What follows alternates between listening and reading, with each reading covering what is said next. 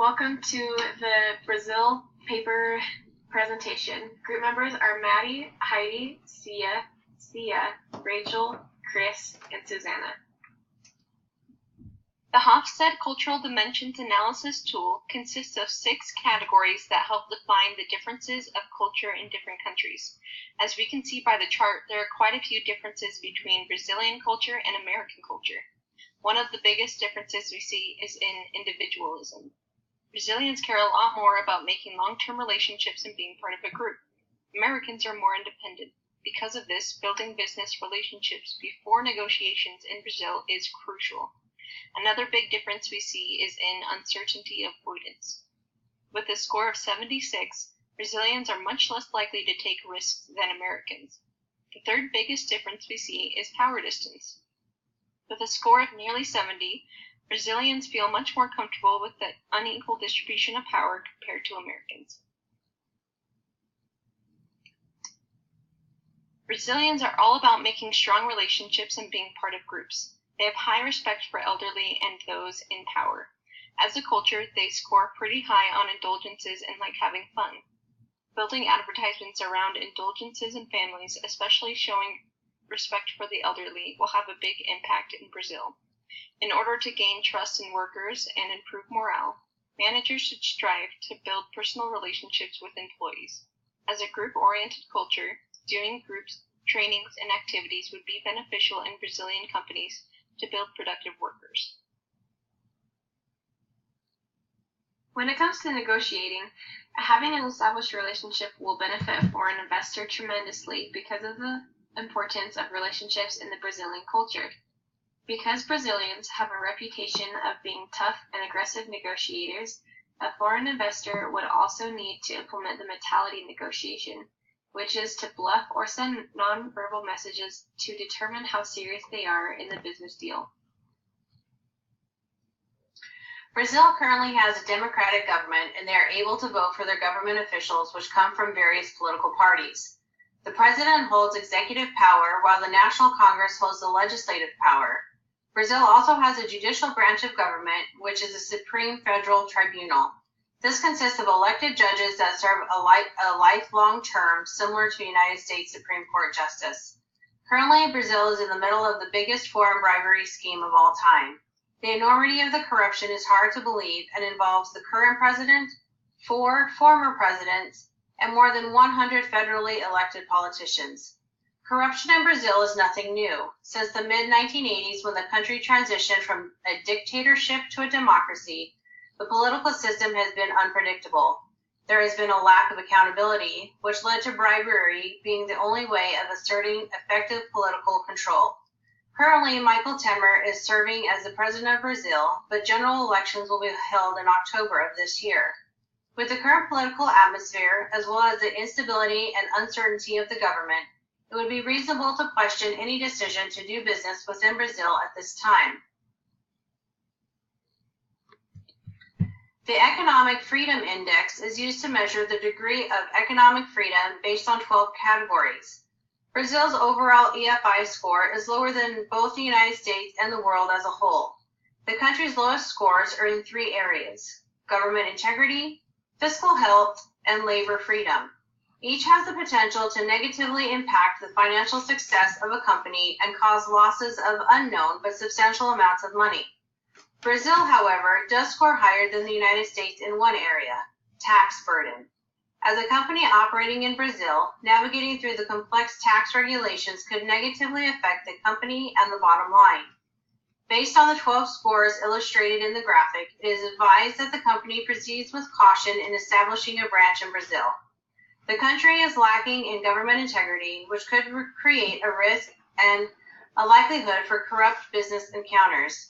The increase in public debt and the fragile fiscal health is also a concern, as this may impact consumer incomes and decrease spending on the company's goods and services. Furthermore, labor costs in Brazil are high, and regulations make it difficult to hire employees and retain qualified, skilled labor. Trade barriers are put in place to protect domestic industry. A common barrier in Brazil is using tariffs or taxes on traded goods, most commonly on imports. Tariffs are not the only trade barriers that a country can put in place. Non-tariff is implemented as well.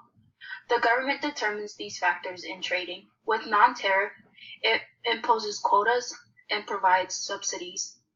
These are to protect domestic interests. With non-tariff, it can lead to the government being a burden to make it less easier, and it can be a larger barrier. In order to receive an incentive, companies must register through the Board of Trade to obtain the National Registry of Legal Entities. This will allow access to many benefits and tax incentives. Most tax incentives are granted based on project sector, amount invested, and potential job generation. Foreign direct investment is an investment that is made by an individual or company to operate in another country. This investment happens when an investor develops a relationship with other foreign businesses, which lead to establishing ownership and control over the company. Brazil is highly invested in FDI. As shown in the graph, depending on the economy, it determines how Brazil is investing in other companies. In 2016, it looks like it was increasing. According to political views, if predicted right, politicians may agree that Brazil's demand is rising and that makes their GDP increases, which show that Brazil's investing will increase over the next few years. Certain incentives were put in motion to propagate the FDI and were established to promote the well-being and long-term economic success of Brazil. Tax exemption is one of the main incentives. Brazil also focuses on 8 free economic zones as the site of where they promote FDI and to be sites of industrial growth by offering incentives out of these industrial zoned areas. The Zona Franca de Manaus, however, is the only zone that has been able to attract foreign investment and seen real economic development. The government of Brazil has also incentivized certain industrial sectors, particularly in the automobile, renewable energy, life sciences, oil and gas, and transportation infrastructure sectors. These sectors are being incentivized to promote financial growth in economically disadvantaged regions, particularly the Manaus region. It would be wise for the company to take advantage of these offerings and establish a plant within Brazil's zone specific to the company's industry. There are different influxes and effluxes in rates within Brazil. The PPP per capita GNI has decreased recently, as well as inflation rates. Lower inflation would mean more consumer purchasing power, lower inventory costs for businesses, higher consumer demand, and an increase of profitability. These are all beneficial to proposed business ventures in Brazil. While these have decreased, the rate of unemployment has increased as well as the GDP growth rate. When GDP growth rate increases, it will raise demand for goods and services because consumer discretionary incomes will increase. Interest rates have seen a downward trend recently. This is a positive change for Brazil and those wanting to establish business within the country. In the last 5 years, we have seen significant fluctuations in the real. It is easy to see the largest drop starting in 2014 and a modest recovery in 2016. Had we entered in a fixed price contract in 2014, we would have seen a 9% drop in the Real USD exchange rate. That same contract in 2015 would have seen a 32% drop in the exchange rate. This ranged from -5% to +5%. These minor fluctuations can have significant impact on margins if not mitigated. It's recommended to use a combination of contractual language and currency hedging to minimize exchange rate risk. First, develop contracts to shift the risk to our partners when feasible. Next, use a currency forward to protect against increasing exchange rates, and if there is some expectation of a reduction in rates, leave a portion of the contract value open and close at the current spot price. Further analysis shows that Brazil's inflation rate may increase due to account deficits. High inflation would raise the interest rates, making business loans more expensive. Moreover, several industries such as construction, energy, and transportation have high credit risk. This negatively affects Brazil's infrastructure. A challenge with Brazil's infrastructure is bottlenecking. One source even illustrates how truckers may spend a week or more waiting in line on the road to unload their cargo. Another weakness in Brazil's infrastructure is the energy sector. The distributors are at high credit risk. If they default on loans or are otherwise financially unable to provide energy, companies would be forced to cease operations until electricity is restored. These are only two of the many infrastructure weaknesses in Brazil. Our research shows that Brazil is still considered a developing nation.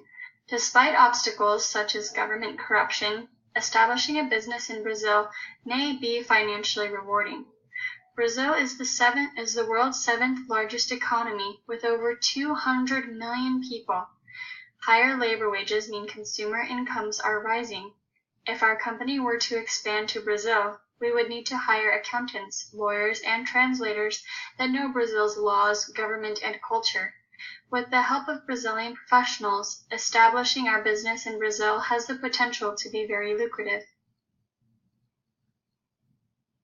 Brazil's regional economic agreements include the following: free trade, framework, preferential trade, and economic association.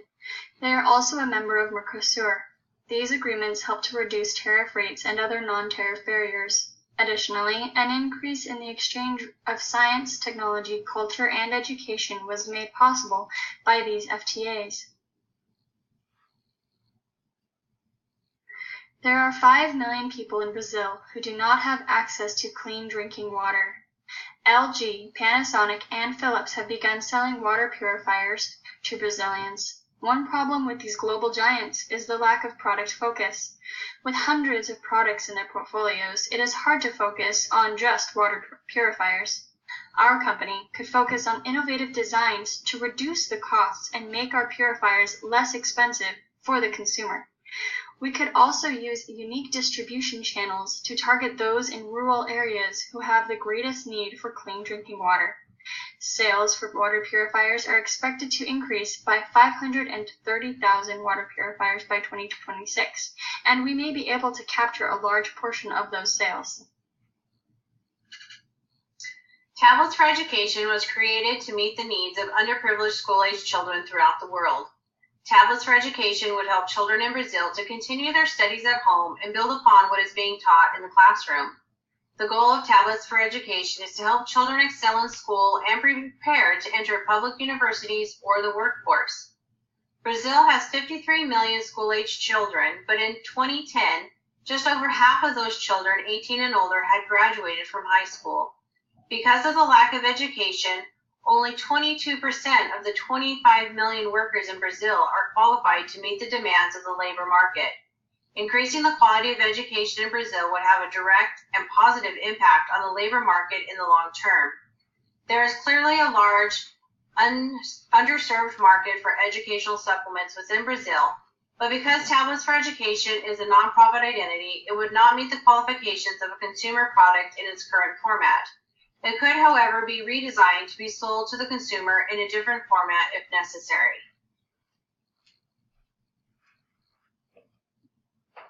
Brazilian women care a lot about beauty. It is a huge part of their culture. They are number 2 in the world for nail polish consumption, and their demand is growing. Because of this, the market is very competitive.